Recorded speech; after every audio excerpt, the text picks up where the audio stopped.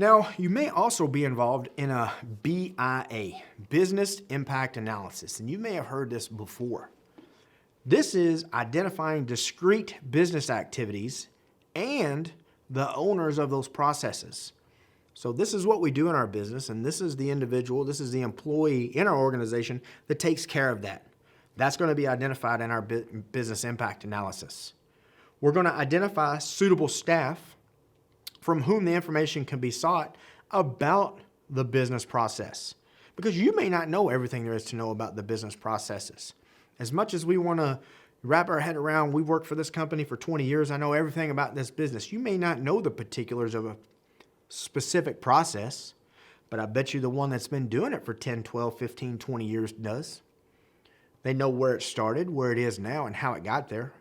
Those are the ones that we want to talk to. Those are the ones that we want to include in the business impact analysis. I'm not saying interns and new hires are not important, because they are, obviously, to keep our business going, but they're not going to know the ins and outs of these business processes. They probably not the best staff to get interviewed for this business impact analysis. We want to identify impacts that might result in damage to the organization's reputation, damage to our assets or financial position. Find out those critical systems where we can protect assets and reputation and financial position. That's what you're there for. Make sure you keep that executive management happy. They're going to look at that bottom line dollar, and this is where it's going to come back to. We're going to quantify the time scale within which the interruption of each business activity becomes unacceptable to the organization. In other words, how long can we go without this process before it's unacceptable? The telephones are down. Well, how long are they going to be down? 24 hours. That's acceptable. I can deal with that. They're going to be down for 48 hours, 96 hours. That's unacceptable. So we're going to have to put something in place like a backup phone system or portable phones, cell phones, to take place of that phone system until somebody can come out and get it fixed. We're going to have workshops, questionnaires, interviews, and observation inside of our business impact analysis. So the BIA, what its purpose is to predict the consequences of disruptions of business functions and processes, and then it's going to gather the information needed to develop recovery strategies. So this is the part where we're going to go out and say, this is highly important, medium importance, low importance. And then we're going to develop a recovery strategy on all the assets and job processes that we've seen in our organization. We're going to get the critical systems back up first and then work our way down. Like we said, the phone system, maybe it's medium to critical. Data center, very critical. We're a cloud computing company. We're a web-based organization. We have to be online. It's unacceptable to be down more than 6 hours because that's a critical system, just as an example. We're going to have potential loss scenarios identified during this risk assessment in our business impact analysis. So you're going to say, well, the data center is down for 6 hours. We could lose $500,000 an hour. So for 6 hours, $3 million of loss right there. That's what makes that critical. Because you see a dead server, no connections. Upper management, executive management, sees the dollar signs floating away. And that's important to them. It's important to the organization. I'm not just saying they're greedy individuals. They're trying to keep an organization running. They're trying to keep you employed and everybody else employed, keep food on the table. They have a very stressful job as well. But again, we're looking at things completely different. We're looking at the technical side. They're looking at personnel and business to keep moving forward. Now, operations may also be interrupted by the failure of a supplier of goods or services or delayed deliveries. That can happen as well. So let's say I used to work in fast food when I was younger, right? I worked at a particular restaurant. I was responsible for ordering the product. Well, the supplier did not have enough of the meats that we needed. So what we had to do was stop selling that particular product. We could not sell that sandwich anymore because I didn't have it to cook. So that's a critical system. Another manager left, went to another store, borrowed some, or took some, actually, didn't borrow them, I guess, took them from them to pay them back later. But that kept us in business, right? We were only down for an hour. We couldn't serve that particular sandwich, say, for an hour because of the failure of a supplier to deliver the right goods that we needed to support our customers. So all of that could be or should be in your business impact analysis. Now let's switch gears a little bit and talk about personnel security policies. So when it comes to security policies, we can have different ones. These are mainly for our personnel. So candidate screening, important. Employment agreements and policies that we have for our employees. The termination process, vendor, consultants, and contractor controls, compliance, and then finally some privacy when it comes to our personnel. So the candidate screening. When we talk about a candidate, we're thinking about a potential employee, somebody that we're bringing in. Maybe it's somebody that you know or a current employee know. It may be somebody nobody knows. A new hire right off the street just brought in an application from a job posting, but they are a candidate to be an employee. Well, we can do things like reference checks. We do reference checks to check the integrity of that employee. They have an application, right? They hand in an application, they hand in a resume. On there, they may have some references, right? So you can call those references and say, you know, we're doing a background check, a reference check for so-and-so. Would you mind answering a couple questions? And hopefully the candidate told the people that he put down or she put down as references they could be called so they're not caught off guard. And they can take a few minutes to answer some of your questions. So you can verify maybe some of the information on the application. You know, some references are old supervisors. So you could ask them, you know, what was their role in the company? What was their role in the organization? We can do an education verification. Again, check their credentials. They said they graduated from Harvard, top honors, and this and that and this. Check that out. Don't just take their word for it. I'm not saying everybody lies and the integrity of the people are not there, but some people, what's the good word I want to use? Embellish their resume sometimes, right? They make it sound a little bit better because they need a job.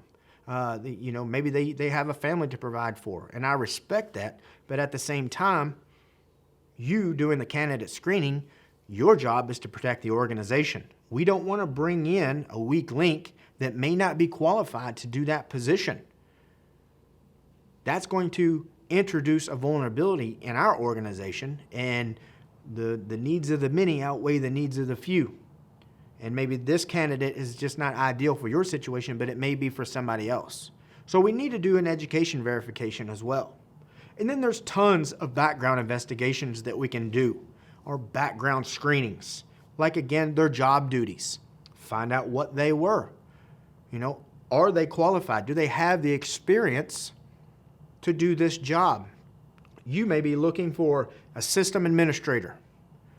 So you're part of the hiring committee, and you're on there with HR, and you're a security professional, and they put an ad out for a server administrator. And you can see that this individual has worked for 2 or 3 very reputable IT companies.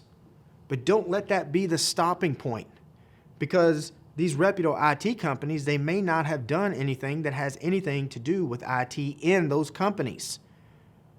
You know, maybe they were sitting at the front desk and greeting people as they came in. They didn't even do data entry. They don't have anything to do with network administration. They've not done anything with server administration. So not only look at the titles of where they worked, but look at their job duties.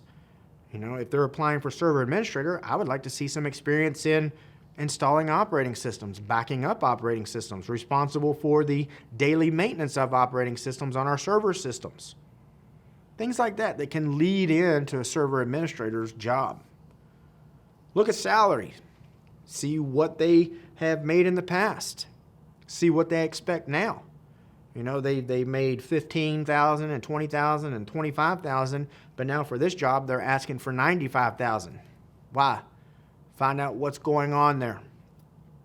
Find out the reasons for leaving their previous jobs. Are they hard to work with? Did they have a falling out with a supervisor? Or did they feel like it was just time to move on? They've hit a road, they've hit a roadblock, or maybe they just hit the top. And upper management said, we appreciate you working here. We don't have anything more that we can provide for you. You know, they're not telling you to leave. They don't want you to leave because you may be a star player, but they want to be honest with you. And you got to respect that from a management point of view when they tell you it's not going to get any better. You've always have a job with us because you're an excellent employee, but we can't get you into management until somebody retires, which may not be for 10 or 15 years. So now you can make the decision as an employee to find something better or better suit you or stay. But you need to find out the reasons for leaving, because just because they were only employed 6 months, you know, most people look for jobs where, you know, people, can keep a job for longer than 6 months, a year or 2 years, right? They want to see that stability, but find out the reasons for leaving. Look at the validity and status of professional certifications. Kind of goes back to the education verification that I talked about, because if on a job posting, and a lot of job postings nowadays, they list every acronym that's in the book, and some of them don't have anything to do with the job.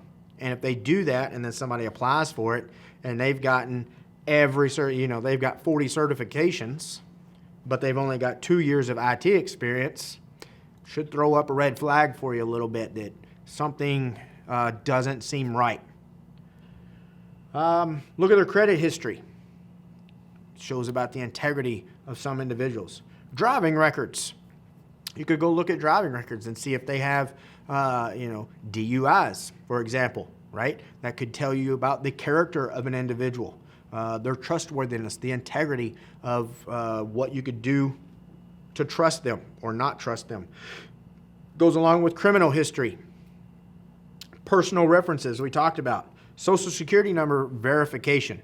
Make sure they are legal to be employed.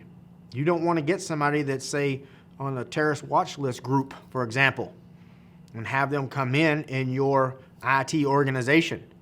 That's a huge vulnerability in your organization, and they may be looking for ways to compromise your systems to further do something else. So make sure we do all these background investigations. And most companies that I've worked for have done just about every one of these in some form or fashion. Usually that falls on like an HR person or some type of hiring committee where they may split up the duties, especially if they have lots of candidates to go through. But for the most part, all these checks that we've talked about, they're going to do all of these. So employment agreements and policies. These are signed by the employee before he or she starts a new job or uses its first day. You come in, you're not expected to go do your job, but it's your first day of work. You come in, say, on a Monday, and you're going to have to sign all those papers. Remember I talked about that stack of papers, your income stuff, your taxes, your emergency contacts, and probably agreement policies and employee agreements and policies, like acceptable use policies, security policies. This is to protect the organization while the individual is employed with you. It's also after the employee has left the employment by the organization, like an NDA. Have you ever heard of one of those before? A non-disclosure agreement. Maybe you're working for a company that makes software or makes specialized computer parts or parts for military weapons. Well, that's proprietary information. That's confidential information. You're going to sign a non-disclosure agreement saying, I won't tell another company what we did here or how we did this. I won't tell another company how this was made or what components are inside of this particular product. And if you do, then you could be prosecuted. So NDAs are usually one of those things that are signed at the beginning as well. Some other policies like job rotation, right? We have it where in our organizations, you may do this particular job and such may do this particular job.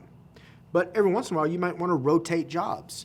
Don't let them get too comfortable in what it is they're doing. Job rotation is meant to help prevent fraud, because if one person knows too much about one particular area because they've been doing that job, they're the only ones that have done that job for 30 years. Well, they're going to know the ins and outs of that position, and nobody else really is. Like, well, he does this, but you don't really know how he does it or she does it.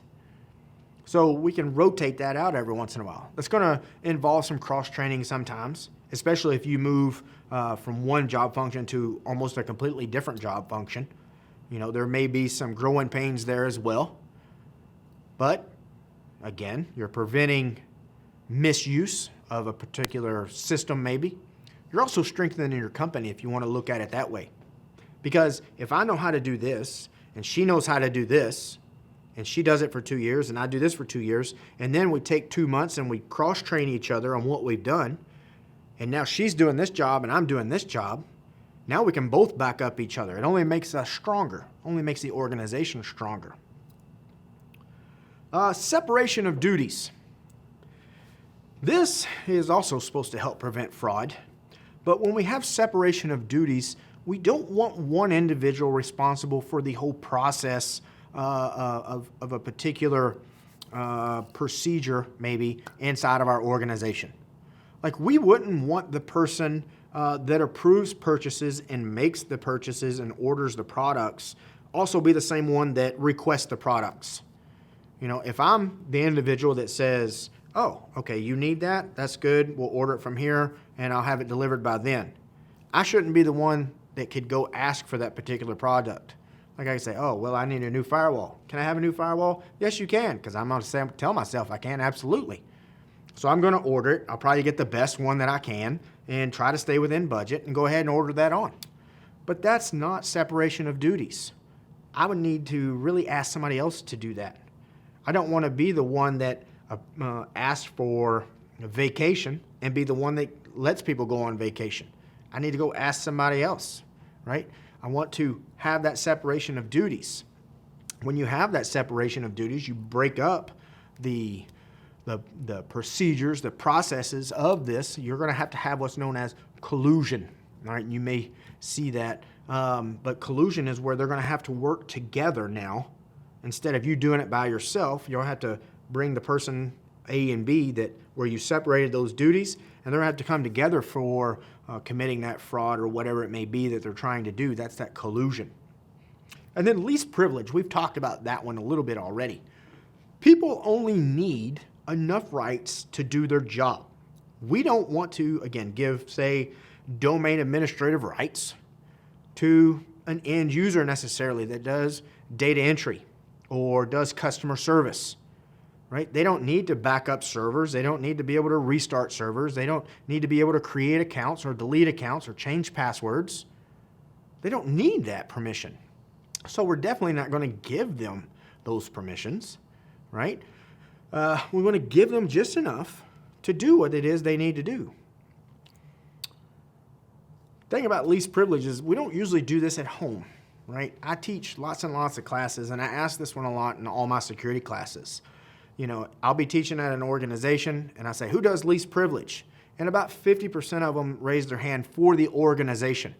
They're like, yeah, there's only a couple of us in here that have administrative rights. And that's a good thing, right? That makes me feel good that the message is getting out there. But then I say, okay, so that's in the organization, in your company. I said, back up and think about your home for a second. And I said, who does least privilege at home? And you may have one hand go up. Because, let's say you go buy a brand new computer, all right? And we live in a Microsoft world. Again, I'm not pushing one particular vendor. It is what it is. So you go to the department store, you buy a brand new computer, you take it home, you take it out of the box, you put it on the table, you turn it on, you're all excited, right? Brand new computer, it's the fastest one out there. And you turn it on, and it starts going through its setup. And there's a particular point in there that asks you to put in the first computer user. So you type the name, maybe the family name, maybe it's your name. It's your new computer, right? And you hit go next, and it's setting it all up, and then you see your first desktop. And everything's cool, and you go on. But the whole time you're going on, you're logged in as an administrator. And maybe you just need that computer to, I don't know, work on some papers or spreadsheets or just surf the internet or play some games. Right? I bought a brand new computer for my son. Put it in his room. All he does is play video games on it. Right? He doesn't install anything. He doesn't do anything that needs administrative rights. So I didn't give him administrative rights. He has just enough privileges to do what it is he needs to do, and that's play games and surf the web. He can't install things. He can't uninstall things. He can't back it up. He does not have those elevated privileges. And then lastly, mandatory vacations. Sometimes we need to make people go take vacations. This could help not eliminate, or maybe identify would be a better word, fraudulent activities. Kind of goes back to job rotations in a way. And what I mean is if somebody gets too comfortable in a particular position, they're doing the same activities over and over and over again, but they've not left the office, other than to go home in the evenings and maybe on the weekends, they've not left the office in over 2 years. And all of a sudden, maybe not all of a sudden, maybe you've been looking, and for the last 6 months, things look a little off to you. So what you could do, and all digital fingers are pointing at this particular employee, you could force mandatory vacations and say, you've got 6 weeks of vacation saved up. Why don't you go ahead and take 2 weeks, and then we'll get somebody to fill in. It helps with that job rotation, right? Somebody knows how to do your responsibilities. So somebody could rotate in that job. You go ahead and take a couple weeks, go do whatever, take a cruise and, go camping, whatever. And we'll get this covered, come back refreshed and ready to go. Well, while they're gone, all right, you can rotate somebody else in that job. You can do investigations a little bit easier. You can see what's been going on. You can monitor and see if that fraudulent activity that you've been noticing has stopped all of a sudden, because now that individual is no longer in the company as far as physically in the company. Right? They're still part of the company, but you sent them on vacation, right? So that may point you into suspecting them more of the fraudulent activities. It's a little easier, by the way, to do investigations on somebody's system when they're not sitting right there, because people get, even if they are completely innocent.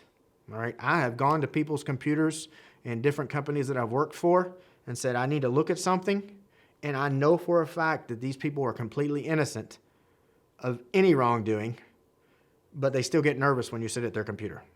It's just, people do. They just get a little apprehensive about it sometimes. Some people don't. They're like, all right, fine, that means I don't have to be on it right now. I'm going to go get some coffee, right?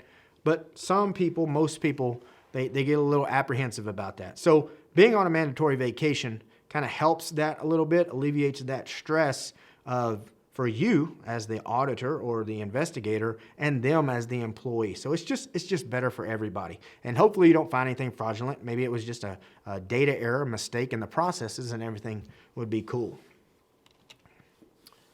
But sometimes it doesn't go so cool. So we need to talk about our termination processes. We talked about the candidate information, and we're going to bring them in. But what if it's time for them to go, right? We can have a friendly and an unfriendly termination. Now, friendly is usually the way we want to do this, right? Somebody's retiring, they've been in the company for 35 years. Thank you for your service. We have cake and punch, and everybody's happy, and they go home at the end of the day with their brown box. That's a friendly termination, right? Everybody's on, communication terms. Everybody's shaking hands and smiling and hugs, and everything's cool.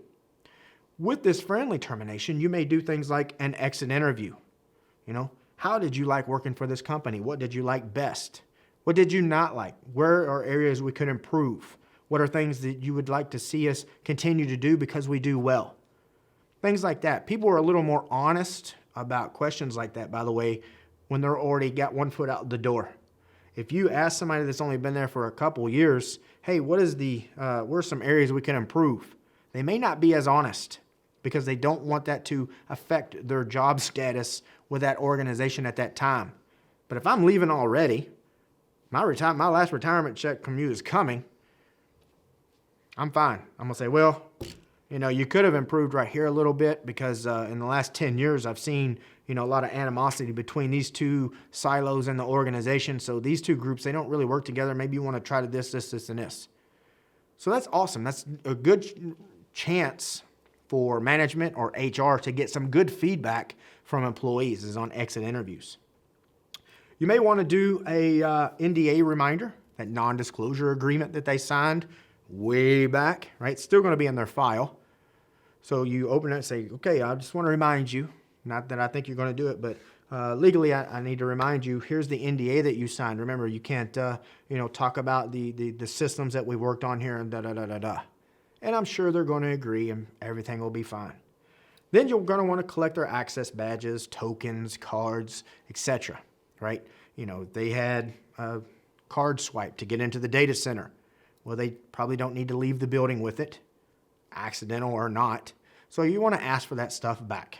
And HR, I've been involved in these as well, where they usually have a checklist so they remember what to ask for as well, because it's not like you have a friendly termination or a retirement every day. And it's one of those things of, you don't use it, you lose it. So HR will have like a checklist of things they need to ask, right? The exit interview. Did I remind them of the NDA?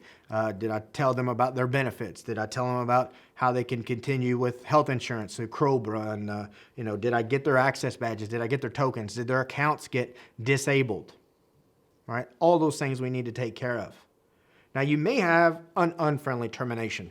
So let's say that employee took that mandatory vacation. The fraudulent activity stopped once that employee left. The employee came back off vacation, rested, good to go, all happy. A week or two after they return, the fraudulent activity seems to begin again. So you're starting to see a pattern, and it may lead to further investigation, and it may lead to a termination. In this case, it's going to be an unfriendly termination because in every sense of the word, it is a termination. They're doing something fraudulent. It may be committing, what's that term we talked about just a minute ago before I spit it out for you? That's right, they're committing a computer crime, right, with your materials. So now you may be responsible if they're attacking another network or whatever the case may be. But you notice this is going on, leading to this termination. So things we want to do is disable their accounts immediately. We're going to go, not us, but HR is going to go. Don't do this as a security professional, by the way. Don't go to somebody's desk and say, I know you've been doing something wrong. You need to get up and leave right now. Or you need to go talk to HR. That's not us. That's not our job. We investigate, we do what was asked, and we pass it on. Let somebody else take care of that part. You don't want to be involved in that. But HR will go, probably call them into the office, explain to them what's going on. There was an investigation. We found X, Y, and Z. We're going to ask that you leave the premises. Please give me your access badges. Give me your tokens, your cards, or whatever right now, please. Have their accounts disabled. Why HR is doing that, usually you have a security professional or IT guy taking care of their computer system right now. You may have to escort them from the building. That's a very uncomfortable situation as well. You escort them back to their desk, let them get their personal belongings, picture frames, personal pens, things like that they've brought from home. Box it up for them and escort them out the building.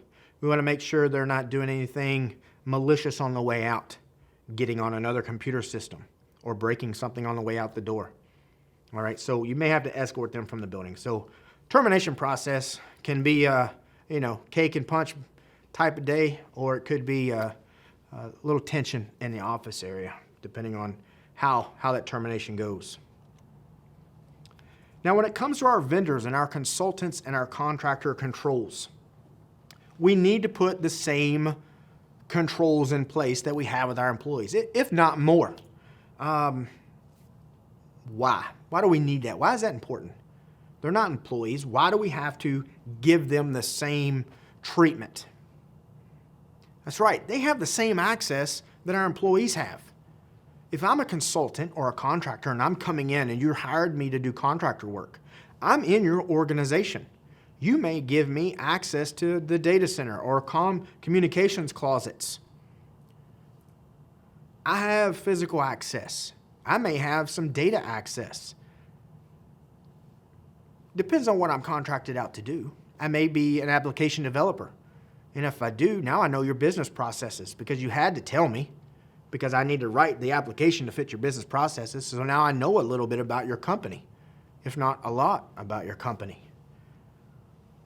So we need to make sure they're following the same policies as our employees. We may have them escorted around all the time. I've been in businesses where they have to escort me everywhere I go, right? I was a contractor and I went into the building, and everywhere I went, they had to escort me around. It was a super secure facility. May have monitoring. Maybe you need to monitor these employees, or not employees, monitor these contractors, consultants, or vendors a little closer, right? Check the logs daily, twice a day. See if they're on CCTV, closed circuit television.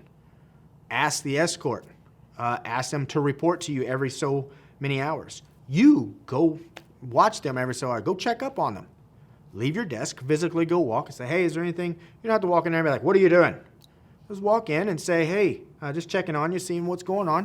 If you need anything, everything's going cool. All right. And then leave, right? Have an NDA. Make them sign an NDA. If you're not going to do the other two, they need to sign this one, that non-disclosure agreement. Again, they're in your organization. They're not employees. You don't have that sense of trust, or you shouldn't have that sense of trust with them like you do a regular employee. You know, after you work with somebody for so long, there's that inherent trust that you have with them, right? You know what they're going to be like. You know their personality. You know their work ethics. You begin to trust them. It's just human nature. Consultants and contractors and vendors, they are temporary. They come and go, and they've been in lots of places, lots of businesses, right? Make them sign an NDA so they're not sharing your information with a competitor down the road. You don't know where that contractor is going to go next month, and you can't say you can't go work for them. Now, that's not true. Let me back that up. Some contractors you can if it's in the contract. All right. If you come to work for me and I put in the contract, you cannot perform this same duty for the next 6 months or a year, then that is a binding contract. So I'll retract what I just said. But as far as consultants or vendors, you know, you can't tell one vendor that they can't sell something to somebody else or provide services for them like they did you for somebody else. So NDA. And I'll get off my soapbox about this, but it's very important. Privacy. Privacy is something that everyone expects, but when is it okay, if there isn't okay, for employers to monitor employees?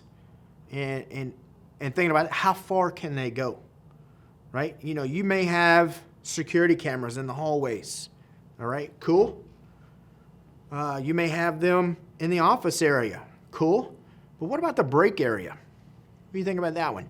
It'd be cool. I mean, that's the place where you're supposed to be able to go and have a soda or a cup of coffee or eat your sandwich or your lunch and maybe vent a little bit to another employee. You know, there's nothing against the law saying you can't vent about your supervisor. We all do it all the time, right? You know, man, I can't believe he gave me that project. I'm already busy as it is, and they know that. Why did he do that?